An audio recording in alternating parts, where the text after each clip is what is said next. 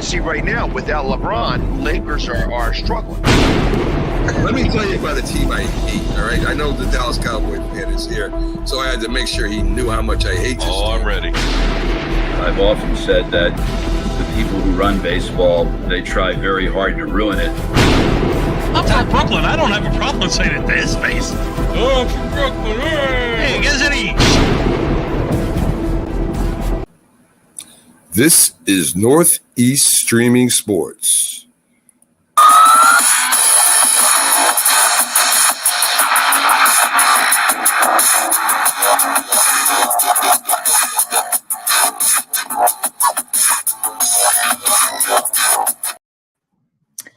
Good evening, everyone. Happy Friday to you guys. Welcome to another edition of Northeast Streaming Sports with Sonja and my co-host here, the one and only the Mac Man. Good evening, Mac. How are you? Good evening, Sonja. I'm doing good. Good evening, everyone out there. Hope you're having a good Friday night. Yes, so let me just start the show off by giving a special birthday shout out to my oldest niece, Gwen. She turned 7 today. So happy birthday, Gwen, and happy birthday to all January babies. And let's get ready to get started with some big sports news. It's going to be kind of catered towards the NFL tonight. You know, we got the playoffs coming up pretty soon, with this weekend being the final week, the grand finale of the NFL season. And lots of things are on the line for lots of teams who have been making the run. Mac, what are your thoughts about this weekend? What can we look forward to? I saw that the Texans have some injuries announced today. Yes. Wow. Yeah, I listen, their defensive end, the leading sacker of their team, he won't be playing. One of their wide receivers, let me see if I got their names right. Okay, so you got Jonathan Gennard, the sack leader, and wide receiver Noah Brown will both not be playing.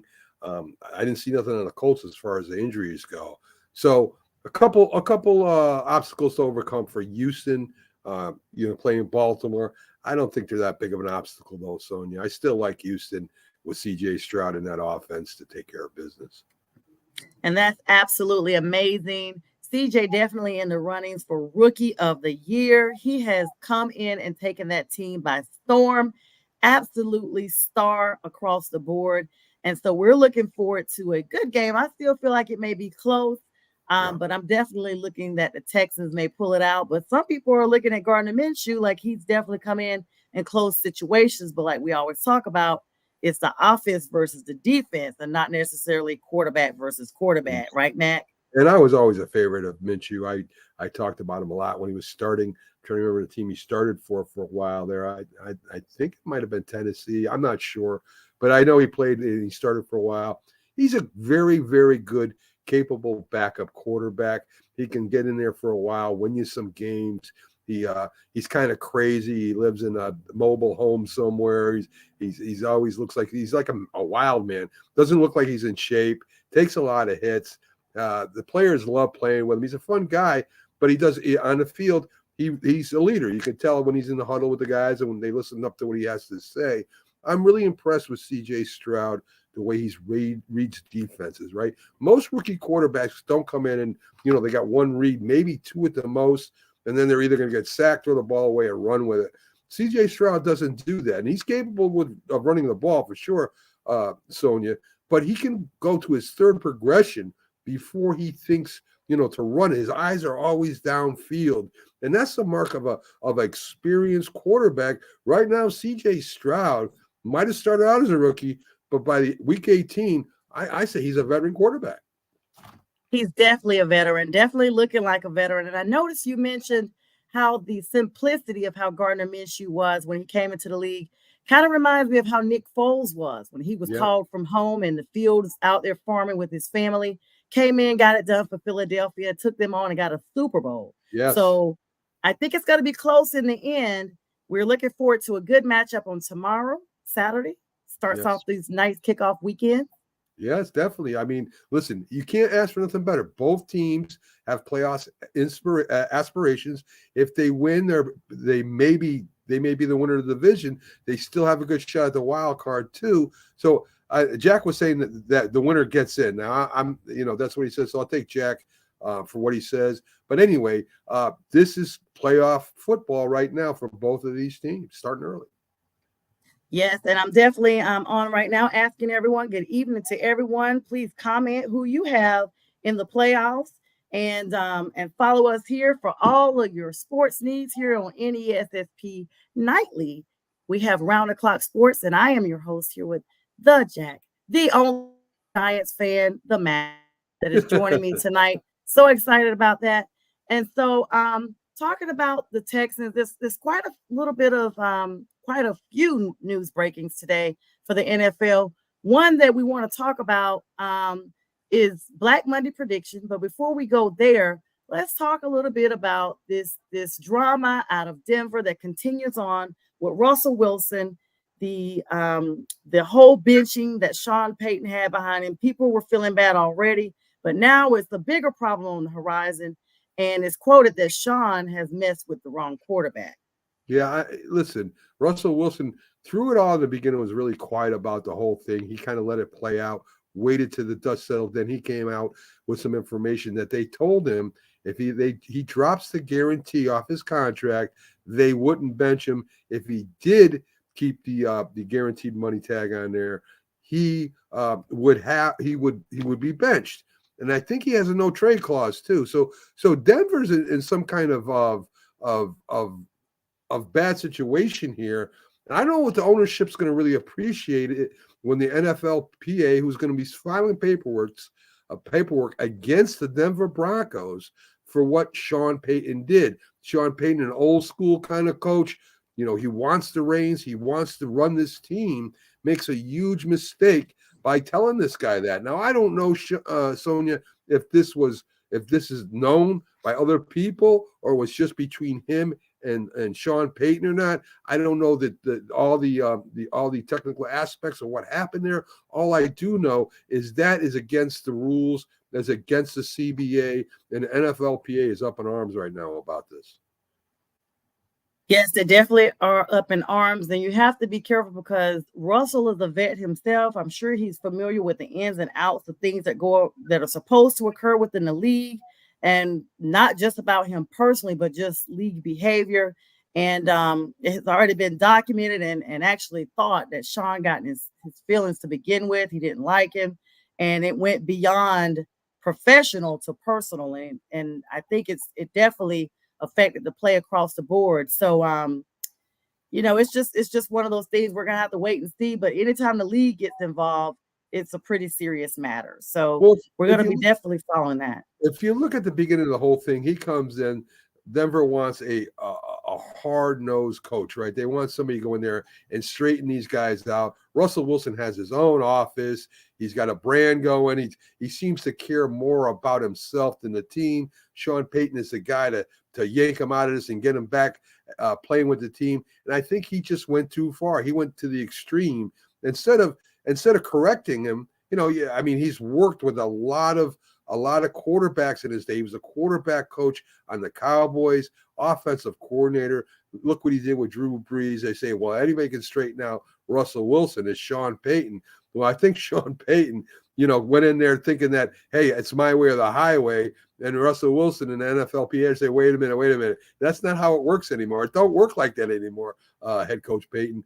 So this is gonna be huge, especially with this offseason coming up, and as our eyes turn, away from the playoffs and stuff, it's going to turn to this, and we'll see what happens. Sean Payton, maybe he doesn't last in Denver either, Sonja.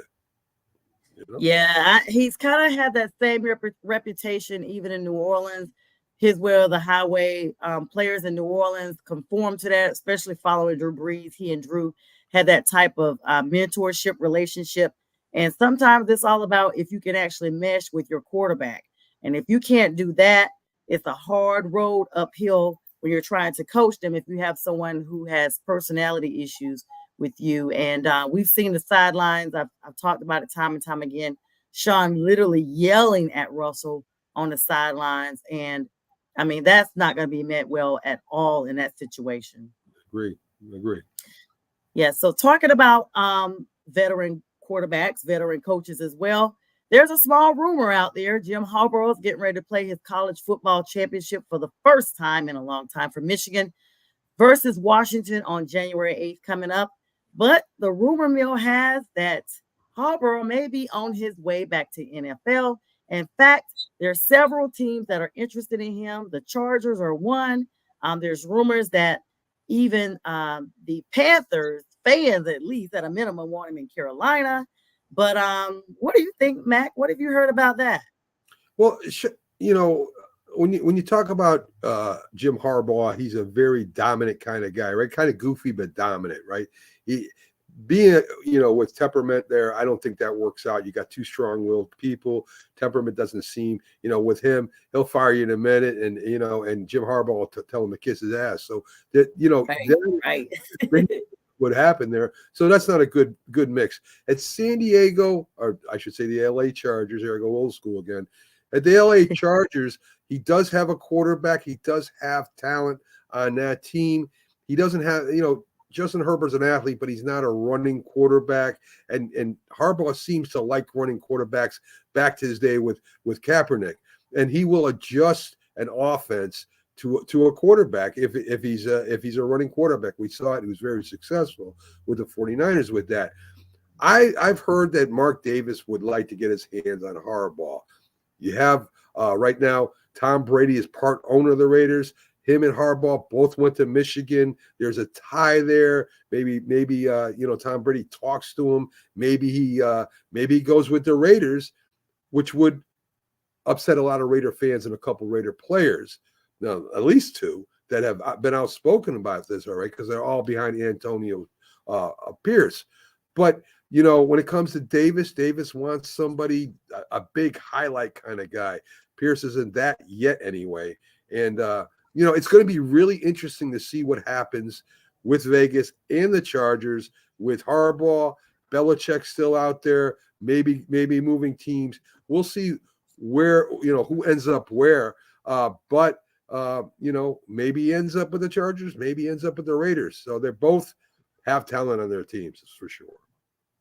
Right. And at a minimum, if the Raiders don't end up keeping Antonio Pierce, which I strongly doubt, only with the exception of if Jim Harbaugh did become available, there's no doubt in my mind that Antonio Pierce will definitely end up somewhere. He's taken that team and really turned them around. He's given them the discipline and the morale, everything. And with that, we have a comment here from RJ McFall. Hello. RJ, actually, that's my classmate. I grew up with him. So thank you for tuning in. He's in Virginia, I believe, but I'm from North Carolina, of course, but he's tuning in tonight. So happy New Year. He says, Harbaugh is not leaving Michigan. Why go somewhere when you can be their man? In Michigan, he's the man. And if he wins Monday, he's guaranteed to get a bigger paycheck at Michigan. So that's true. But I guess we're also talking about in the efforts that he does not win. The rumor mill has he's definitely got still on tasting salt from the double suspension he took in the same season. And that's got to be pretty strong. So thanks, RJ. And please make sure you share this stream. Yeah. And with that, Sonja, look at what the conference has done to Jim Harbaugh. They're actually picking on this guy because they don't like him. And, you can only take so much. I mean, here you're out, you're doing the best you can. Maybe he broke some rules. Maybe he didn't. Maybe he's just the same as other teams doing the same thing. Point is, they're pointing him out. And this is why I think he wants out of there. He's had enough of the conference coming after him. And I think that's why he'll leave. Yes, he'll make more money. Yes, Michigan still wants him. Yes, the Michigan fans still want him, win or lose. I mean, this is the first NCAA championship in years. But will Harbaugh want to stay there and continually be harassed and bothered by this conference? And that's why I think he's going. And not to make too much of a comparison, but you kind of have to make the comparison with Tom Brady. When Tom Brady got tired of New England, he left. The fans were devastated. We saw the writing on the wall. He and his personal trainers sold their houses before the season even kicked off the next season. And I was just like, okay, I'm telling Patriots fans that I knew, he may be leaving. Oh, there's no way he leaves. Oh, there's no way he leaves. I'm like, well, they said he and his trainers sold their houses, but okay. Then next thing you know, he's in Tampa.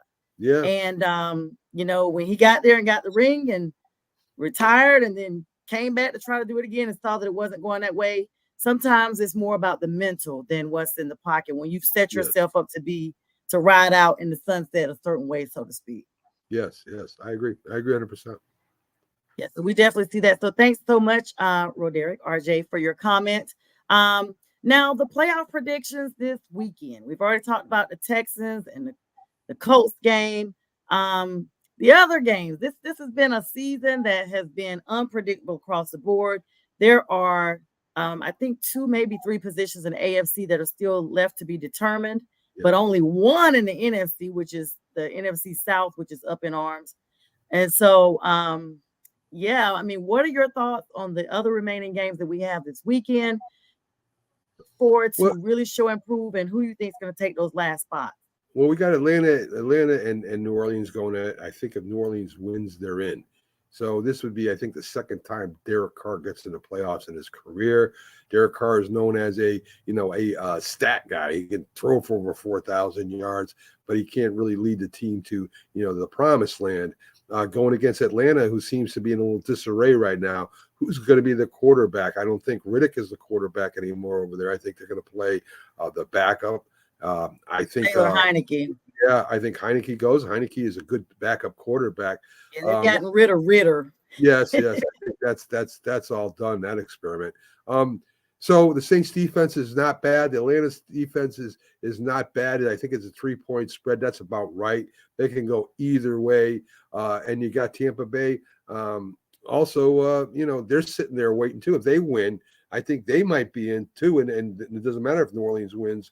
Let me see what I got. I got Tampa Bay versus Carolina. Carolina. That's Carolina. a win. That's a win. Sorry, Sonja. So I guess Tampa Bay's in.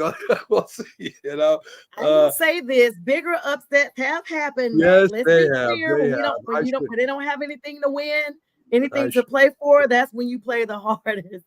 Yes, I agree. It does. The ball is shaped funny, right? It bounces funny ways, so you never know. It does. So okay, so you got that game. So the other AFC teams, we got some other AFC matchups tomorrow. The first playoffs. Are the Jaguars playing? I just looked. I saw something about them. I meant to put a note in there. Well, Saturday, those are the only 2 games on Saturday. The rest are Sunday games. The Jags, they're playing. Let me do real quick. Looks like they're playing the Titans. Are they playing the Titans this weekend? Tennessee. Yes. Tennessee. Go ahead. No, that game, I don't know if Tennessee is going to be able to pull that one out. Yeah, Jacksonville's a favorite in that game. Is Trevor Lawrence playing for Jacksonville?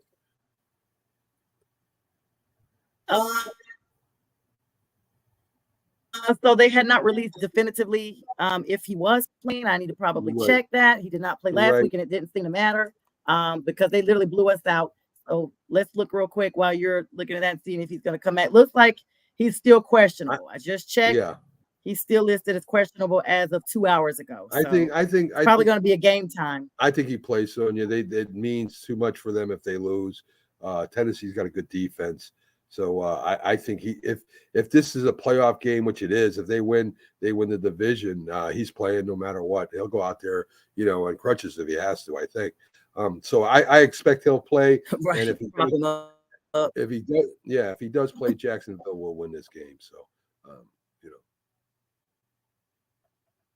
Yes, it's a lot of football still left to be played. We got football every weekend with the playoff schedules coming up.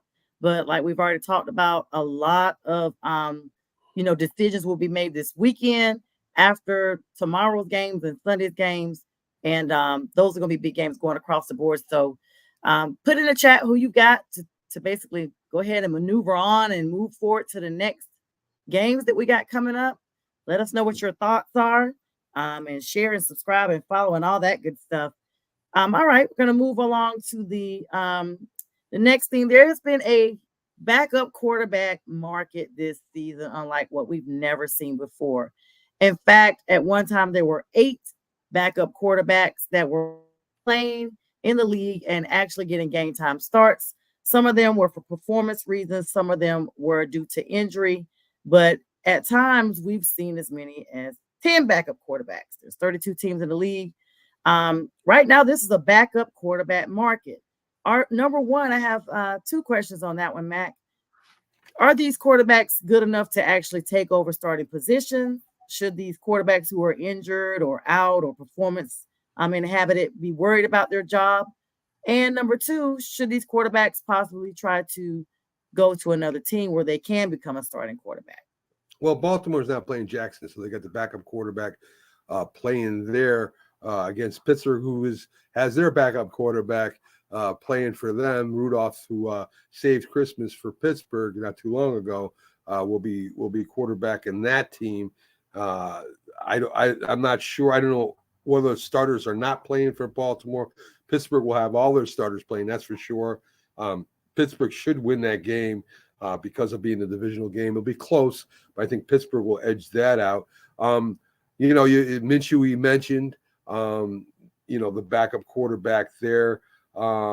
Cleveland, I don't know if they're resting Flacco or not. Cleveland has won their division. They got TJ Walker and a rookie over there too also. I'm not sure if they're starting. Of course, we know Jay, Cincinnati backup quarterback there. He's been playing very well in the absence of their starting quarterback there also. In fact, they were in the mix for a while there. Minnesota, I'm not sure who's starting there this week. I don't know if Dobbs is playing anymore for them or not. Yeah, I don't think I think both basically the teams that are trying to still stay in are going to play their starters, and those who've already clinched their resting, except for Dan Campbell. He said he was not resting his people. Dan Campbell's old school. That's why a lot of people like him. Green Bay against Chicago. I think that's going to be a real good game. I think Chicago wins that game by 13 points. I really think Chicago is the hottest team in the NFL right now. The Eagles, I would imagine they're going to start their quarterback. Not sure yet. Haven't heard. They got to get it together. And if he doesn't play and their starters don't play, it's going to take them another week off. And, there's a lot of things going on there with A.J. Brown supposedly causing problems in the locker room. Seattle gets Arizona. Seattle still has a chance. I imagine Geno Smith goes for them. It's as you said, the teams that don't, aren't worried about whether, they're all set. The Rams, are they going to play Stafford? I don't think they are. I think there's an old quarterback going to be starting for them that used to play on the Eagles who got replaced by a guy you just talked. Yeah, you just Definitely. talked about. So anyway, it's going to be an interesting weekend. It's hard to bet if you're a bettor because you don't know who and what's going to happen, whether the starter goes, they don't go, how good the backup's going to be, how the team's going to respond. I mean, this is going to be a rough week to predict. So. Oh, it definitely is going to be that. And hello, Anissa. She said, surprise, I'm on a different platform tonight. That's my sister. She's actually on YouTube tonight. So hello, Anissa. Thanks for subscribing and following. It looks like soon as she came on, 5, 6 more people are coming in with her. So hello, everyone that is joining us tonight. And join us and let us know who you have, who's your team. Even if your team is like the Panthers, please still tell us who your team is. Tell us who you think is going to do well this weekend. If CJ Stroud, you think, has a good chance of being Offensive Player of the Year, or he has graduated, like Max said, and is now more like a veteran. I mean, let's be clear. CJ is playing better than some vets out there. He looks stellar. And Houston did not look good at all. D'Amico Ryan's doing an amazing job with shaping that young man and acclimating him into the NFL. So hello, one and all. And Anissa saying the Cowboys are who she has.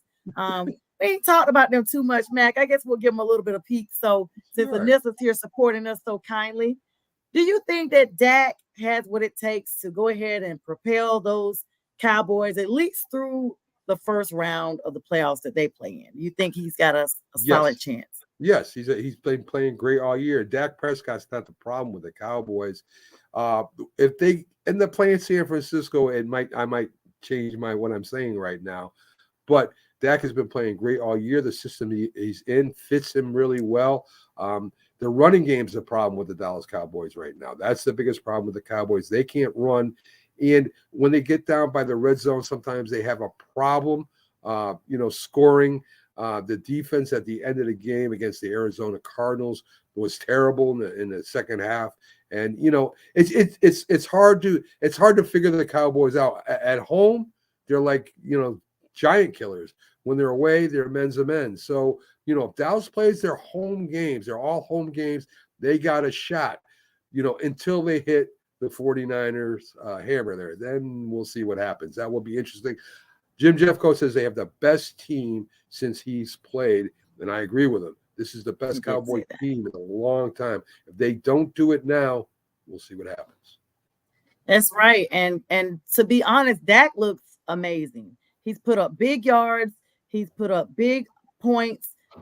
He's made the extra plays. He's gone the extra yard, the extra mile, so to speak, that we haven't seen him. And it's definitely great to watch, especially because people linked him with Ezekiel so much that they felt like once Ezekiel left, that Dak's performance would wilt, and Dak has done anything but. In fact, he's played better without Ezekiel. And so sometimes that just goes to show you, Batman can be great even without so-called Robin. So we're going to definitely be keeping an eye on those Cowboys. And one of the best receivers in the league this year, CD Lamb. Dallas Cowboys have done something that Byron Williams has been yelling for them to do since last year. Move CD Lamb around. Don't keep him out there on one-on-one on the outside. Move him in. Get him in the slot. Match him up against safeties, against linebackers. All of a sudden, CD Lamb is a superstar where last year, it looked like he wasn't even a number one receiver. So with the addition of Cook and a very big and good young tight end, I mean, the Dallas Cowboy offense is something special. The defense, again, they can't get run on like that. And the running game for Dallas is going to have to come around if they're going to beat the 49ers. And you're right. They have, I like to say, the silence of the lamb is on the field when I see CD because he's getting it done. He's all over the place. And I think that's what's been the difference maker as well, because you can't catch him. You got to find him. You got to double cover him. You got to do whatever you can to isolate him. And if you can't do that, you've lost him. And he's gotten away with it. So CD is having an incredible year. And you mentioned something about the Cardinals. The Cardinals have been that one team that has been the viper to bite you when you never see it coming. They bit the Eagles. They bit Dallas. I mean, they bite all the greats just enough to stay relevant, but not really be good. And I mean, it's shocking to see now that Kyler Murray's back. His head coach is saying, Kyler is definitely the face of the franchise, but they actually beat Dallas, I believe, before Kyler even came back. Yes. And so Arizona has been this team that's not, the greatest or anything, but I think they're 4 and they've only won 4 games, and the 4 games they won was against the 4 greats. It's crazy. Well, the thing about you got to realize that the head coach of the Cardinals was a former Eagle. I think he was a defensive coach at the time.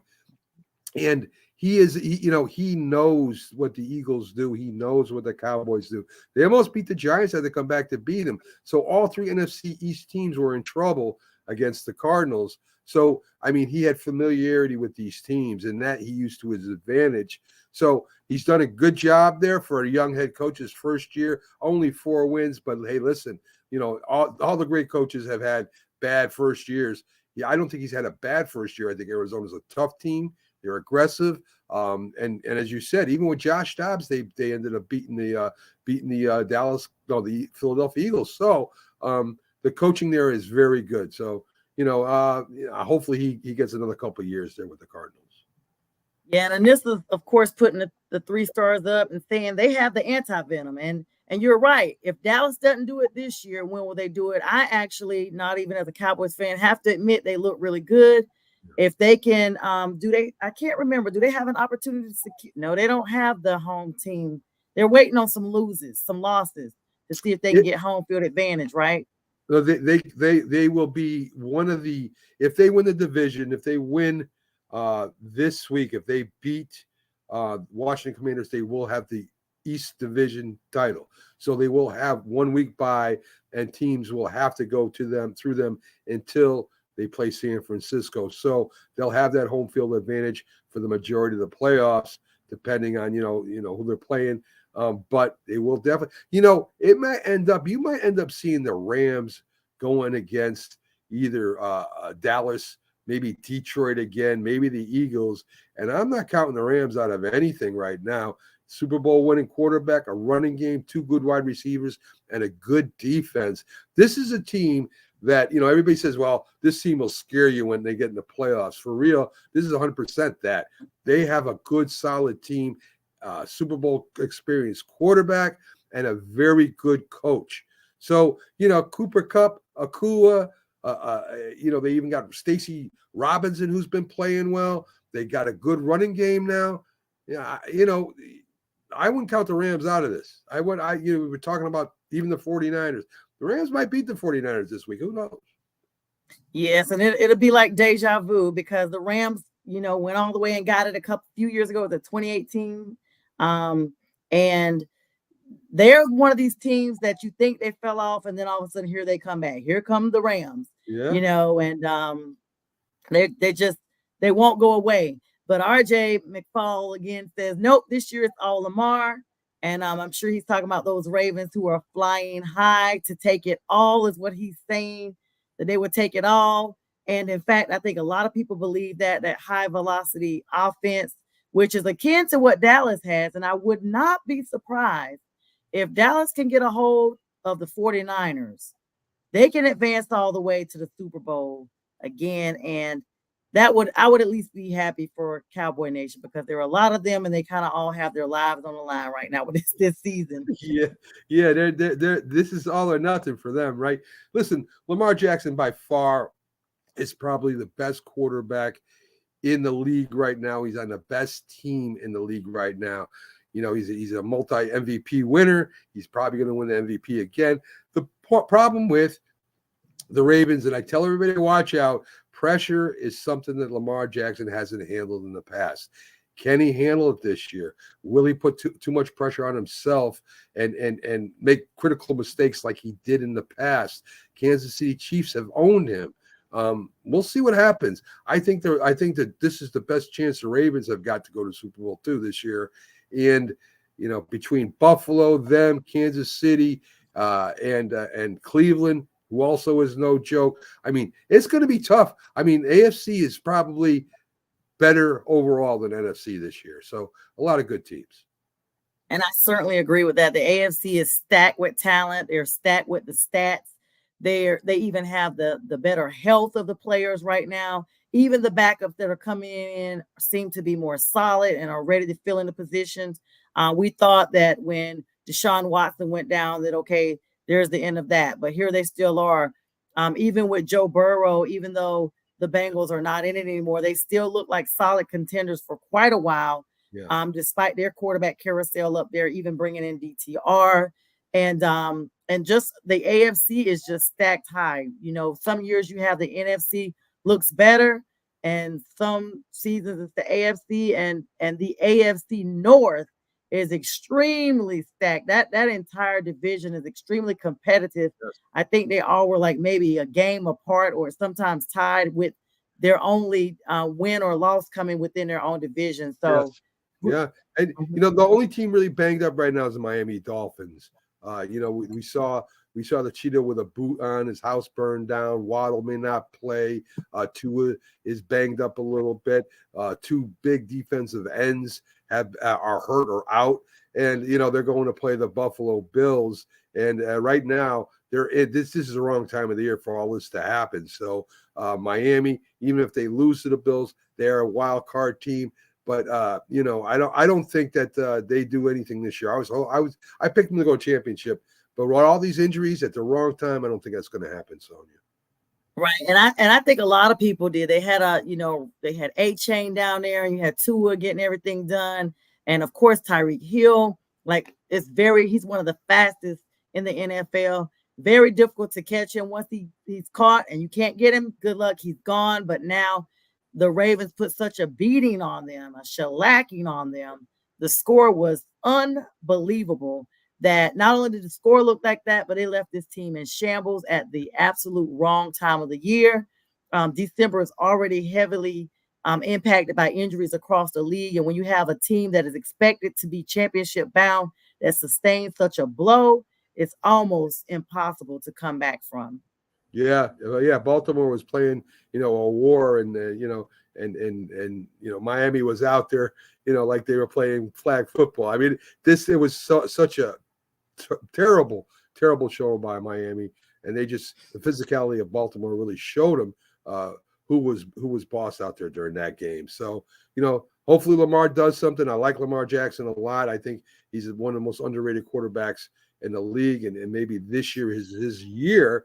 But it wasn't the year for quarterback for the New York Jets, Aaron Rodgers. And, we talked before the show, Sonja, and Aaron Rodgers got the most inspirational award for the New York Jets. I mean, that is I didn't know they even had that award. I mean, if I knew that, I would have put Jack in for that. I would say, hey, put Jack Hurst in there. I mean, he's been sticking by his Jets since 1969, and he was preaching this year. And if that's not inspirational, I don't know what is. But again, I don't know what the heck that award is. But anyway, go ahead and get Aaron Rodgers a online certificate of clergyman, so that he can be an official clergy, and get him a microphone and a pulpit. So he's so inspirational that he literally sacrificed his body on the first possession of the game. Yes, just so he could be a sideline coach. And I'm sorry, I don't care for the whole narrative there. He's just sickening. I feel like he knew he was coming to a lesser team. He felt like his presence was going to be like the overpowering, the almighty already when he got there. And I'm gonna be honest, if he didn't have surgery, I would have felt like the whole thing was staged. Well, just for clicks and likes. Yeah, I mean, he was supposed to come back and play during Christmas, right? He was on schedule, and of course, he kept pushing it back as he goes on with that the guy in the tank top there. What's his name? He works out and he likes to stand around. Not Sauce Gardner. No, not Sauce Gardner. The broadcaster there, McAfee. Yeah, Pat McAfee. Yes. That's his best friend. That is his best friend. Yeah. He has him on his show. He kept pushing everything. The date back. Yeah. So, I mean, I'm coming back at Christmas. Oh, look at, and then Christmas comes around. Well, maybe, next game. We'll see. So anyway, it was a farce, and McAfee is a character, but so anyway, we'll stay tuned for next year and see what the soap opera in New York will bring us. That'll be very Pat McAfee keeps the pot stirred. I love Pat. He's awesome. He has a big energy. I don't know what he drinks every morning, but he's crunk up on College Game Day. He's crunk up on his own show. Every time I turn on ESPN, it seems like he's on 24/7. So I'm like, he's got to be on some energy drinks. Yes. He's a positive person. He talks about personal battles that he's overcome. He has Nick Saban on his show every week. He has, like you said, Aaron Rodgers. He's always got a wife beater on. Just really cool panel of people, and Pat's pretty cool. But I want to give a shout out to Dennis Duran tuning in from LA. I think he's a Rams fan. He lives in California. It's a friend of mine, and so he's joining us as well. And RJ says he should be happy. He should be happy. Good job. Yes, for those Rams. And so and looks like RJ says Rodgers had a lot of people motivated. He feels like it's true, but he said the stage comment, I might be onto something, because you just never know in the NFL. The Jets had Hard Knocks filmed, and then when Aaron comes, all of a sudden the voice of God for the Hard Knocks show that they call him flew his helicopter into the practice facility. Everybody's looking around. You got Sauce Gardner, you got all these guys trying to just be around Aaron in his presence so they can get some airtime. And the voice of God for Hard Knocks is like, oh, I had to come in because I found out you're here. And it's just like, okay, roll out the red carpet and get the barf can. We see that he's here, okay? Yeah. It's I know, something. I don't think I've watched one episode of Hard Knocks, and I'll tell you why. I've watched a few. The coaches normally that go on Hard Knocks end up fired. There's a curse. Right. And when Salah went on there, I said, oh, man, don't do that. Don't go on there because, 3 or 4 coaches have been fired since they've been on Hard Knocks. His job isn't totally secure either. So we'll see what happens with that. No, talking about Salah, his last name, S-E-L-A-H, means to relax. Woosah. It's the real Hebrew meaning of his name. Like, that's what he's going to have to do. And that's so funny you say that because like Hard Knocks, they always do. The Panthers were on there one year. That's how I heard about it. But everybody was so bent on the Jets, and so they put all this hype around it. Like I was like, wow, the Jets may be that comeback team of the year for real. And then even Zach looked good after Aaron went down. I was like, well, maybe he's playing for his job. All they had to do was bring in some motivation, like, hey, we got somebody to replace you. So now he's going to play better, and now that's all balloon out, air out the balloon. So that's gone. Yes, sir. I heard you talking about the Atlanta Falcons and some folks, the enemy. Yes. What is the scoop around that, Mac? That's big news. Well, they're going to get rid of Rivera, right? We know that. And normally when a new management group comes in and buys a team, they want to get their own staff, right? They want to. And then normally the head coach goes, all the coaches are gone. You get a new GM, new coach, the whole 9 yards. Well, with that being said, Atlanta having not as good a year as they thought they were going to have. I think they played pretty well this year, but it's not good enough when you got somebody like Eric Bieniemy out there who helped the 49ers have a great offense. The Kansas City Chiefs, everybody said it's Reeves. But the problem with that is all of a sudden he's gone and the Chiefs offense doesn't look as good. The Commanders are playing okay, better than they did the year before. So Bieniemy has had personal problems that I've heard of when he coached at college, and it's coming from a source that I trust, that he's had very bad things have happened on his watch while he was down there. And I'm not going to get into it too much. And that's why he never got a head coaching job, even with all the years with the Chiefs. But with what he's done now with the Commanders, a lot of people thought he would take over if Rivera left. It looks like Atlanta's interested in it. And that's what they need. They need an offense in Atlanta. Their defense is pretty good. They need a good offense, and it looks like they're going to go after him to be head coach if he's available. That's going to be major because not only do you have teams that are, with Black Monday coming up, that's going to be very imperative. We already know Rivera's on his way out. Belichick, they said, was on his way out, but I don't know. Like, is that a certainty or what's going on up in New England? Is his position going to be open? Looks like Tomlin's not going to be leaving anymore. It's just up in the air. No. Our expert Keith Engels follows the Patriots closely. He doesn't know anymore. At first, he thought for sure he was going. Now there's a kind of a swell to keep him there. It's going to be up to Robert Kraft. It's not really up to Bill Belichick anymore. I think it's up to Robert Kraft. Is he going to keep him there? Does he take the GM job away from him? Will Belichick allow him to take the job away from him if he's still their head coach? I don't know. And Keith Engel really doesn't know either. So he's all over the Boston press and all the Boston news and all that stuff. And he still doesn't know. So that's up in the air. There's a couple that we know are going. We know the Carolina Panther coach is going, whether he wants to go or not. Chris Tabor is gone. He's what is quarterback coach? That's what he is right now. Yeah, but he filled in. I mean, we need like at least 3 new coaches. Yes, and Rivera's gone for sure. There's a couple other coaches, maybe the Tampa Bay coach if they don't get in, maybe the New Orleans coach if they don't get in. Minnesota's coach, I'm not sure what's going to happen with him, whether he's gone or not. But there's going to be there's like 7 or 9 head coaches that get fired every year, and I don't think this year will be an exception.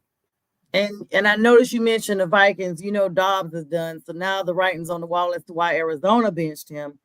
And it's always like getting a shiny new toy. I know we talked about this before. It's like you get a toy for your birthday or Christmas or what have you. You open it, you're so excited about this new toy, and then you get tired of playing with it. It looks like whatever else you've already got at your house. So these quarterbacks come in, they win a couple of games, everybody gets hyped, and then they don't. Yeah, Dobbs is interesting. He plays better when he doesn't know the playbook, right?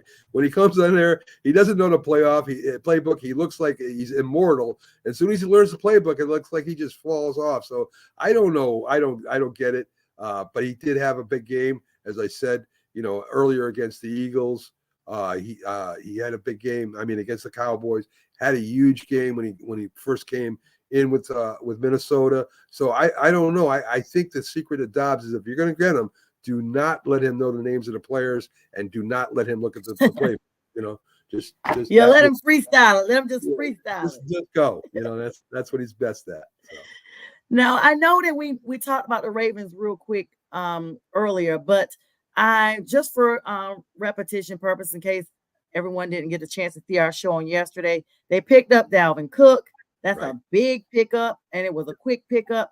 Dalvin chasing a ring. He was with the Vikings, I thought, when they went to the playoffs a few years ago, but they maybe were not a solid contender like the Ravens are. Right. Listen, Dalvin Cook was with the team of the Jets that stopped using him, and that's all Breece Hall's team now as far as the running back goes. He's probably the major weapon, one of the major weapons in the AFC anyway. And Dalvin Cook is still serviceable. He's 28, I think. It's not old for a running back, but it's getting up there. The average life of a running back is about 3 to 4 years.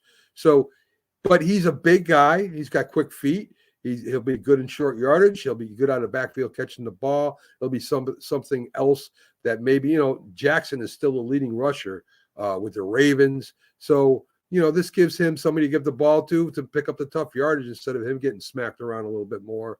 And again, out of the backfield, he's pretty dangerous still, Sonja. Yeah, and we're talking about the performance of successful coaches and teams, but unfortunately, January 8th, even though it's going to be the college football championship, it's also going to be the unfortunate tradition annual across the NFL, the Black Monday. And as we know, Brandon Staley, Frank Wright, and Josh McDaniels didn't even make it to that point. But there's other franchises that are expected to cut ties with their teams and their coaches, the very first day after the regular season ends. In fact, we've seen it be literally like that Sunday night at times. Looks like they're talking about Robert Saleh, like we talked about earlier, and even Mike Vrabel, along with Bill Belichick and Ron. And there's a few more that are on the warning right now. What are your thoughts about all of that? Like, are these solid people that have the right, or have basically, are not a surprise, I should say, of them being, axed, for lack of a better word? The problem with the NFL now is that the owners want to win yesterday, right? They used to give head coaches time to build their team. They used to, you let them get in there. They got rid of Deadwood. They started drafting. They got free agents that they wanted. They were involved in the draft process. They built their team, sort of like Bill Parcells did with the Giants. I know everybody that was injured reserve, when he came in, he sent them all home. He said, we don't need you if you're going to be on injured reserve. Jimmy Johnson did it, when the Dallas Cowboys were 1-15. I mean, these coaches, Tom Landry is the best example, where he didn't have a winning record for like his first 4 or 5 years. They were patient with Tom Landry, and Tom Landry paid off. So, most coaches need time to organize their staffs, to organize their players, to get their leaders, to put in the, change the culture. It takes a while. And what happens, like with the Jets and teams like that, is they give them 1 year or 2 years and see you later. There's no way that you can rebuild a team correctly. So if they get rid of Saleh again this year, they're back to square one again. And to me, that's a foolish mistake to make. Let the guy have a couple more years. Let's see if he can turn the organization around with or without Aaron Rodgers. Let's see if he can build something there. And that's the problem with the NFL today, is that the coaches really don't get an opportunity to build a program. And you're right. It's a instant grit mentality, like instant grits, instant food, instant everything. And hello, man, DeBoss Campbell joining us also tonight. He's tuning in. So thank you for everyone for commenting and tuning into us. Well, now I didn't see that one on the list, Mac, but I saw that today. Looks like he's 5-18 in his last 23 games and has not won a playoff game since 2019 with his run to the AFC Conference Championship, and with 2021 being his last winning season. His defense is ranked 10th. However, in 2 years, they have slid to number 19 and 20, and his passing defense has been typically bad, and in fact has been third worst in the NFL. So now Mike Vrabel, with a slower Derrick Henry, has made that list. Yeah. I mean, you think about it, your whole team is built around a running back, basically, which is not bad when he's young and he's healthy and he's strong, and you're going to depend on this guy to win you games, right? You put a quarterback out there that can manage a game, decent passing game, good defense, strong running game. But now Derrick Henry isn't what he was, right? He's a little banged up. He's a little older. And now you're just going to fall off. They haven't replaced Derrick Henry. You know how you replace a quarterback when he starts getting old, like they did in Green Bay, twice. You got to do that with a running back too, especially if he's a star. So, Saquon Barkley right now, say he does stay with the Giants and he's in year 7 or year 6 or 7. It's time to get another star running back to come in behind him to take over. The good teams do that. The teams that are unorganized don't. And that's so true. And another one we're talking about, they just said right before New Year's Eve, Matt Eberflus for the Chicago Bears had done enough to solidify staying. But now the stats are saying otherwise, that it could go either way. So even though there's been no official statement that said he's definitely coming back for 2024 season, he's on the seat that he may still be out of a job come on Black Monday. So the defensive-minded coach has a defense that was crushing it. That worked for him. But I think it's an overall picture. The franchise is at a crossroad and looks like he's done enough to earn another shot to prove that he can at least get the team back to postseason. But there's also just enough evidence with whether or not Fields is their franchise quarterback going forward or not to try to figure out what's going on and to look at their free agent, Jalen Johnson, and figure out how to spend an estimated $60 million in salary cap space. So they have a lot of stuff going on in Chicago to determine whether or not Matt returns. Well, let me tell you something. If they let go of Justin Fields, they're out of their minds. I know there's a guy named Brian DeBall that would love for them to get rid of Justin Fields. He would love to have him come over and join the Giants. There's a bunch of teams that would love to have Justin Fields. I think his ceiling is unbelievable. He's already established his floor. I think that was last year. The kid's an incredible talent, incredible arm, playmaker. He's the type of quarterback that can become a franchise quarterback. He's a Josh Allen. He's a Patrick Mahomes. He's one of these guys. He's one of these rare guys. If the Bears get rid of him and he goes somewhere else and leads that team to a championship and the Bears fall and flounder, they're going to be kicking themselves in the rear end. I think they're crazy if they let Justin Fields go. Definitely, but that's definitely been talked about with them in a trade, possibly with Minnesota, and $19 million on the line. We're going to definitely have to keep track on that story, especially it's going to heat up right after this weekend, I'm sure, to see just what all happens. We talked about Mike Vrabel just a few minutes ago, and right behind him is his former assistant, Arthur Smith, who worked with him in Tennessee. He was hired to work with the Falcons and closing out the Matt Ryan era without a clear, plan as to what they were going to do going forward. And he still has not a clear plan of what to do post Matt Ryan, despite Atlanta selecting 10 draft picks in the last 3 seasons, top 10 draft picks at that. Atlanta's offense has been slow and is, in fact, growing worse. There's a trajectory that is absolutely lower, despite them having first-round picks of Kyle Pitts, Drake London, and Bijan Robinson as of late in back-to-back drafts. So with all of that happening, they're 26 and 27 in the offense and the defense, respectively. And with Ritter's 22 interceptions and with a combined of 14 games, it's just not a top 10 offense at all for Atlanta. Yeah.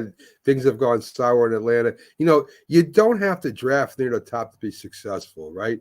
I mean, if you look at what happened with the Rams, right? They had no first-round draft picks. They make 3 fifth-round draft picks. They're all starters. They're all productive, including Anuka. So I think it has a lot to do with the drafting, scouting department there.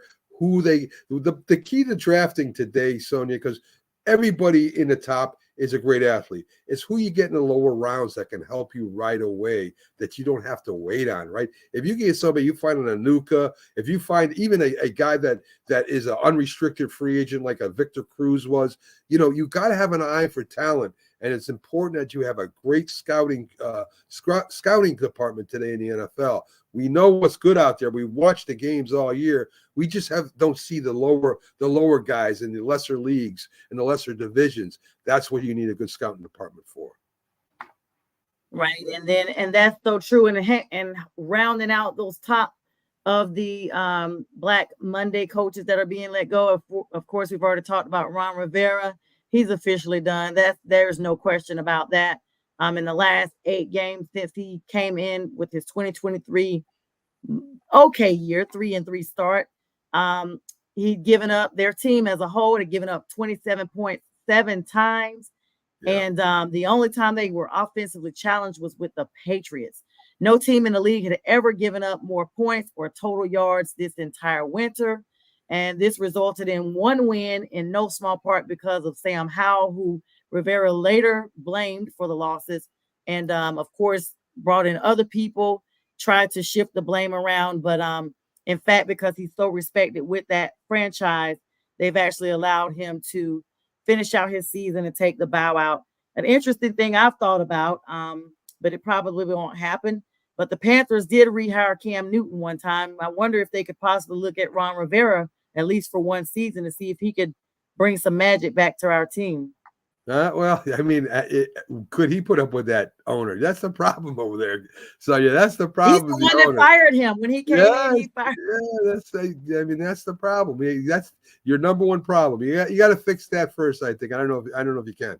So good luck with that. I don't think we can do anything about any of that when it's the owner. It's kind of like, it's their world and we're just here, on the tarmac to kind of watch the show, so to speak. Can't really control anything, can't control the narrative, just kind of have to get in where you fit in and see how things go from that perspective. I know we wanted to talk about, as we round up our show here, we talked a lot of football today. It's been extremely exciting. We're going to round up with T. Higgins and the Bengals. Now, it's draft time, and not draft time, it's almost draft time, but players are moving around quite a bit. We see that at all times. But T. Higgins, it was rumored today he may not return with the Bengals. What are your thoughts on that? T. Higgins put up a few good points and yards and stuff like that for the team, been a good player, but I think he was inhibited when Joe Burrow wasn't there, and then that whole fiasco with the injuries that the Bengals has faced this year. Yeah, T. Higgins was probably a 1A receiver. Lamar Chase being, the number one. T. Higgins was 1A, and when they're both on their game, they're both healthy, and you got Burrows throwing to them, they're almost impossible to stop. So he is a very, very good wide receiver. He'd be a number one wide receiver on a lot of teams if he could stay healthy. That's going to be the biggest question going forward. He's going to be wanting a big salary. He's coming up on a new salary. He's going to want big numbers. This year he was hurt. I guess other teams will take a chance with him. He's one of those big, strong receivers like a DJ Metcalf or a TJ Brown. He's one of those kind of guys. And, when you're that big, you're going to take some punishment too. So they'll probably have him come in. He'll have a physical done. If he passes a physical, maybe they sign him. But it's going to be interesting to me too. Very talented wide receiver. Can come over the middle, can run by you too if you're not ready for it. So TJ Higgins will probably move on this year, next year, and we'll see what that injury does to his chances of getting re-signed or being signed by another team. That's right, and kudos to him. We want to end this episode with a splash. Talk about that Joker hit real quick. That one NBA plug before our time is up, Mac. Big shot. The joke was on everybody. Who can do that? I mean, who does that? I've watched basketball. I've seen Larry Bird. I've seen some of the greatest three-point long-distance shooters. Seth Curry, the guy, you can cover him. You're on him. He throws it over behind his head, and he knows it's going in, and it goes in. He's done it more than once. Players just look at him and shake their heads. You can't cover him, and the players on his team are still amazed. I wouldn't be amazed anymore. I mean, hey, it's about time you did something, Jokic. Let's win this game at the end. Incredible shot for the Joker again. Just a big highlight for him. Definitely a big highlight, and that's the highlight of our night. That's all we have time for tonight. Mac, thank you so much for joining me. Thank you everyone for your comments, for sharing, subscribing, and following. Please continue to follow us, Northeast Streaming Sports, your sports station for round-the-clock sports, just the way you like it. Good night, everyone. This is Northeast Streaming Sports.